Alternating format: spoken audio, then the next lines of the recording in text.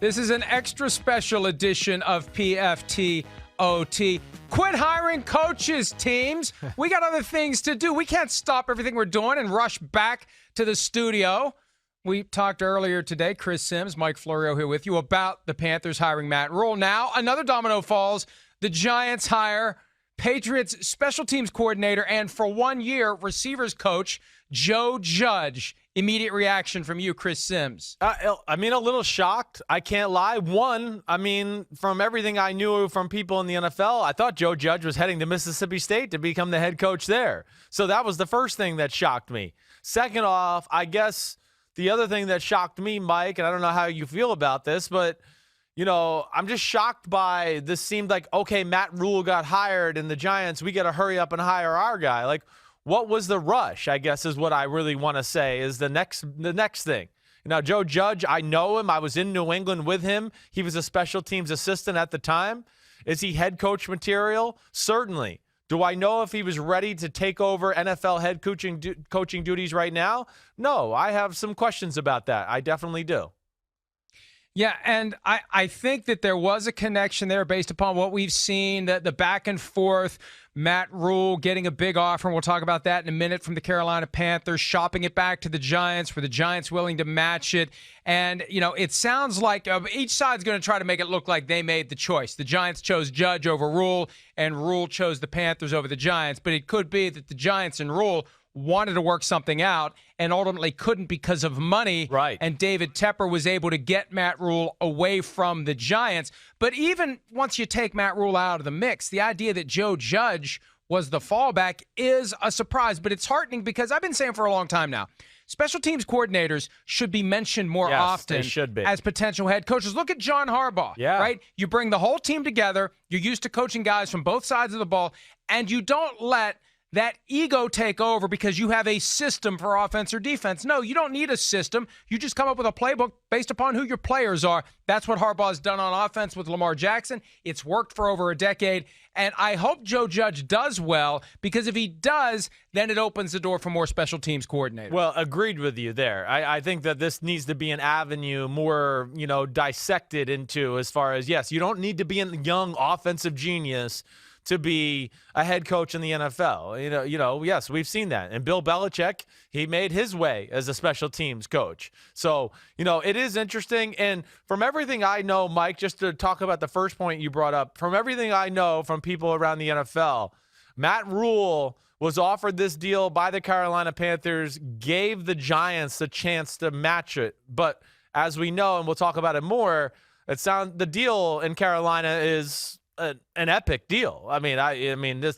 Coaches don't make this kind of money, especially first-time NFL head coaches. So I think that's where it's shocking. But back to the Joe Judge thing, yes, I'm with you. There's more to than just X's and O's and, I know how to get a wide receiver open. We've talked about this over the last few weeks. Some coaches can just go in there and go, hey, we got to attack this. I know how to hire a great offensive coordinator, a defensive coordinator. Here's the weakness of this team. Now you guys figure out the game plan. There's a lot of coaches that have been successful over time doing those type of things. And also what I think is I would think the Maras must have got a very strong endorsement from Bill Belichick about Joe Judge. Because the Maras, as we know, there's great respect. I think there's still a lot of communication between them and Belichick. And there just seems to me like Belichick must have gave a very great review of Joe Judge that probably helped the Maras and the Giants organization come to this conclusion as well. Yeah, because it is a surprise. Joe Judge isn't a name that popped up on other radar screens. The Browns weren't interested, and it was down to the Browns and the Giants once the Panthers' job is filled. But, there's value in getting your job officially filled and done so you can start filling out your staff. And one of the first moves for the Giants could be, if Jason Garrett is interested, talking to him about becoming the offensive coordinator of the New York Giants. He wanted to be the head coach. He may have to settle for this. And if he wants to work this year, this may be all he can get. What do you think of Jason Garrett running an offense that has guys like Saquon Barkley and Daniel Jones? Well, I got no problem with that. I get it. I mean, one, if I'm Jason Garrett, I think this is going to be the avenue he has to take to repair his image a little bit if he ever wants to be a head coach once again. Show, hey, look at me. I still know offense. I've improved my offense and things like that. Yes. Two, from the Giants' perspective and a guy like Joe Judge, we've seen this already in the recent past. It's not totally crazy. Sean McVay got a job. Hey, ex-head coach Wade Phillips, come out here and be my defensive coordinator. Takes one thing off the plate of a guy who's a first-time head coach. So that would make sense from that standpoint. I would understand that. And I think Jason Garrett's certainly smart enough, respectful enough to know his place as the offensive coordinator and do what the head coach asks him to do and try to do his best calling plays and with game plan design. One thing we know about Jason Garrett, he will submit to authority. He did it for a decade. Very true. In Dallas, even though he was the head coach. And the idea of working for someone considerably younger than you as the head coach, hey, after dealing with Jerry and Stephen Jones, he can do anything. I don't know that the move is going to be celebrated in New York if it happens, but how do you think Giants fans are going to react to Joe Judge? Chris, deep down, you're a Giants fan. What was your thought when you heard that he's going to have the job? Listen, I know Joe Judge, so I was excited just from that standpoint. I mean, I got to see and be around him on a daily basis. Again, as another guy that, you don't stay in New England and become the special teams coordinator unless you're on top of your game and have great energy on a day-to-day basis. And, I mean, come on. How many games over the last few years have we seen the Patriots win or, pull even because of their special teams? So this is a guy that understands the game, and that's where I'm excited. Now, the Giants fans, I think they're going to be underwhelmed by this. I think there's going to be a little bit of like, who? What is this guy? This doesn't seem right. Why did we make this quick and rash of a decision? I think there's going to be a lot of that. I think the one thing, though, that'll make the Giants fans sleep easy at night is, okay, he did come from New England, and he worked for Bill Belichick. He can't be that stupid. He's got to have something smart about him, and I think that's where they'll be able to swallow this. But I don't think this is going to be like a love affair or a love at first sight type of thing. And it'll be interesting to see if we ever find out how much Joe Judge is getting paid, because it sounds like the Giants could have had Rule. As you mentioned, they just weren't willing to match what David Tepper was willing to pay to Matt Rule. And that raises a very intriguing dynamic that doesn't get discussed much. I think the NFL and the owners prefer that it never be discussed, right. And that is how much money coaches make. And I'm told the top guys in the sport are slightly north of $15 million a year.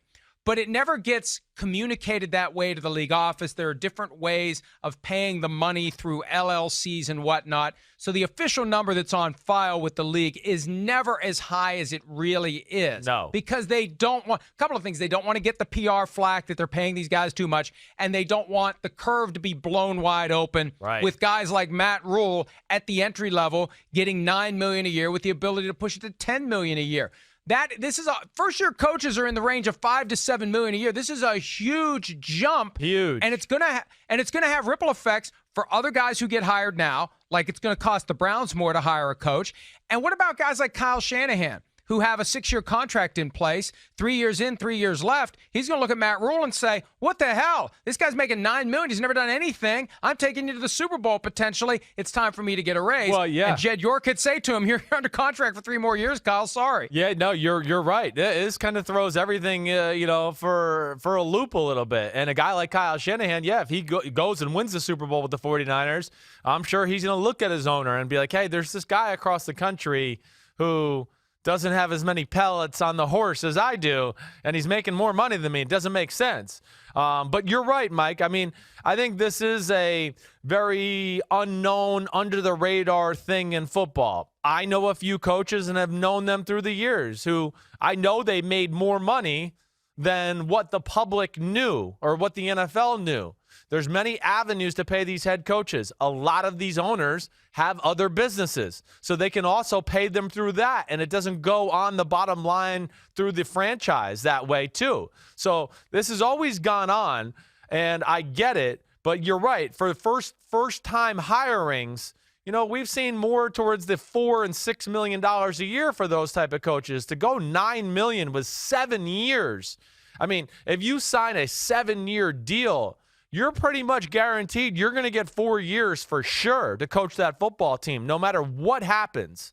And I know David Tepper's got more money than he knows what to do with, but I think even a guy like him is not going to just give guys some 5 years of free salary and fire him after 2 years. So that's where it's crazy. But yeah, what's your guess? Like Belichick, Sean Payton, Andy Reid, I would think are all making Pete Carroll are all making way more money than we really think they are. Like I would think they're all north or at least hovering around that $15 million a year range, right? Yeah, and you're right. With no salary cap, there's no accountability. You can pay the guy whatever you want, and you can communicate the lower number to the league. And it's not like they're going to sniff around and see if you're paying him extra. Right. They don't care if you're paying him extra. And a couple of other guys that I think are intriguing in this regard. Sean McVay, who did his extension before the season, he probably wishes he'd waited until after Matt Rule did his contract. And what about your guy, John Gruden? 10 years, $100 million. Sounded great at the time, but he's locked in for 10 freaking years at an average of $10 million a year, with a lot of it backloaded. And, if he ever turns it around, and he got close this year, and he's being passed by guys who are new to coaching in the NFL, and he's got a Super Bowl ring, that's a thing that can cause some problems. But that's the downside of taking security. Yeah. When you take that, Matt Rule could be in the same boat. He signed up for 7 years. 5 years from now, maybe the market is $15 million a year for the guys who are just getting started. I mean, it's amazing to me.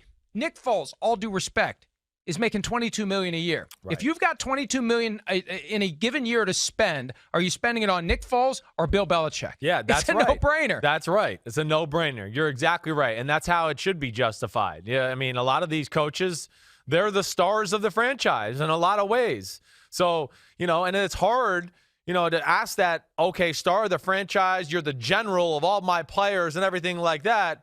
But meanwhile, you're going to coach a guy who's making 3 times more than you or 4 times more than you and all of that. That doesn't make sense either. So, yeah, I mean, they should be paid more, or at least something comparable or respectable as compared to what guys in the locker room are being paid as well. I understand they're never going to get quarterback money and $35 million a year or anything like that, but they also don't want to look up and go, man, the backup linebacker's making as much as me, and he's working in this building like 20% of the time as compared to my, 110-hour weeks that I put in as a head coach. So I get it. I'm not mad. These coaches make great sacrifices that way. Just crazy to see a first-timer out of college come in and get this type of contract.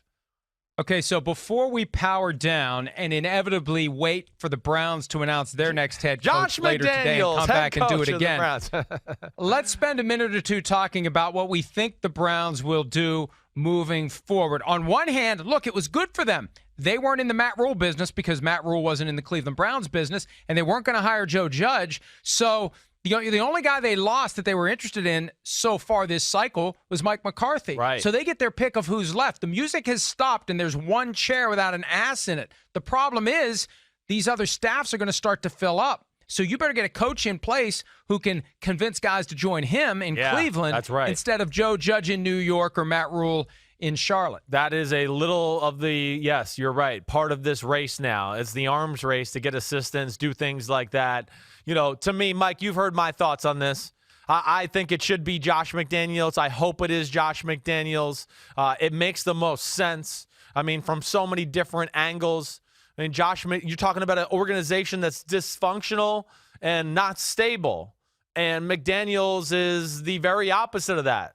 He's very functional, been part of a functional organization, very stable organization that understands how to run and be stable consistently day in, day out, year after year. And he's from Cleveland. Who better to reverse the curse in Cleveland than a guy from Cleveland? And we know he liked Baker Mayfield. And just all the things line up to me to where I would be shocked if somewhere here in the next 24 hours we don't hear Josh McDaniels, the head coach of the Cleveland Browns. And here's the thing. If I'm negotiating the contract on behalf of Josh McDaniels, obviously I'm looking for $10 million a year at a minimum to start.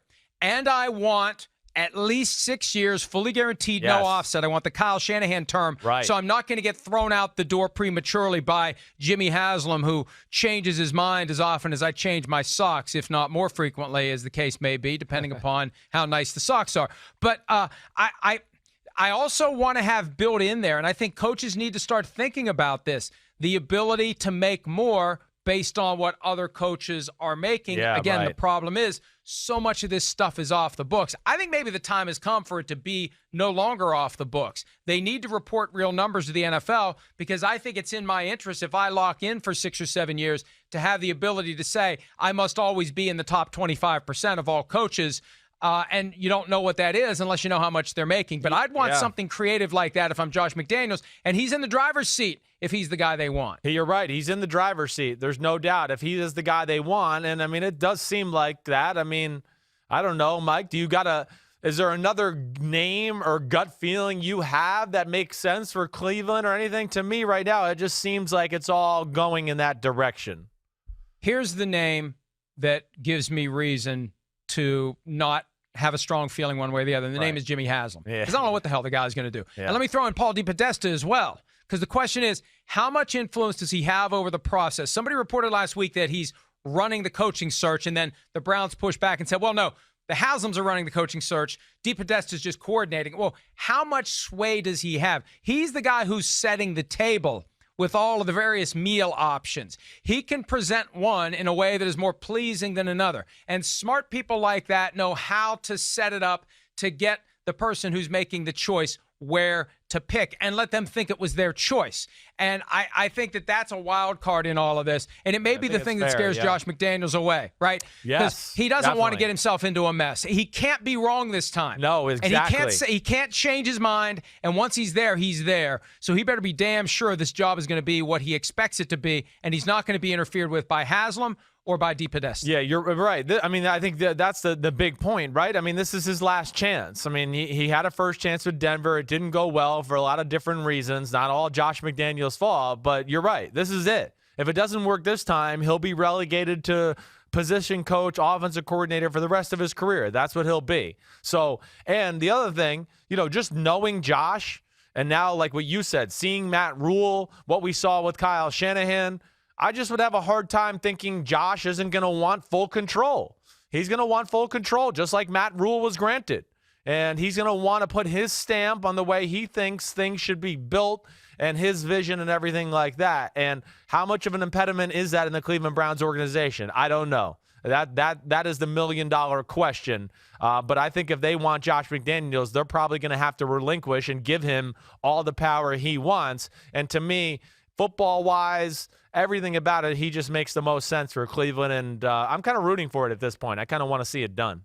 And you want the deal to carry enough guaranteed money so if it doesn't work out, you never have to work again. Your kids never have to work. It gets you to your F you, I'm walking away. Right. I don't need this anymore. In the event that after you're done, you just choose to get out of it altogether, you'd want that. And I think he's in a position to ask for that because of who he is, what he's done, and how badly the Browns have bungled the last decade of their existence, the last 2 decades, really, of their existence. Yeah, no, exactly right. And I think that's the goal for any head football coach. And, yeah, it's a crazy day. And I just wonder if we're going to be back here in a few minutes talking about him being hired as the Cleveland Browns head coach. Well, the good news for you is I'm recording PFT PM in 2 hours with MDS, so it's going to happen quickly for you to get tapped on the shoulder again and said, get your ass back in there so we can do a 3rd edition of PFT OT. Chris, thanks to you. No problem. I know you like to tap my ass. I know you do. Really? Really. We've been very good. We've been very well behaved. Yes. And yes. I've got nothing to say to that. Tap you on the shoulder. That's Thank it. You. Yeah.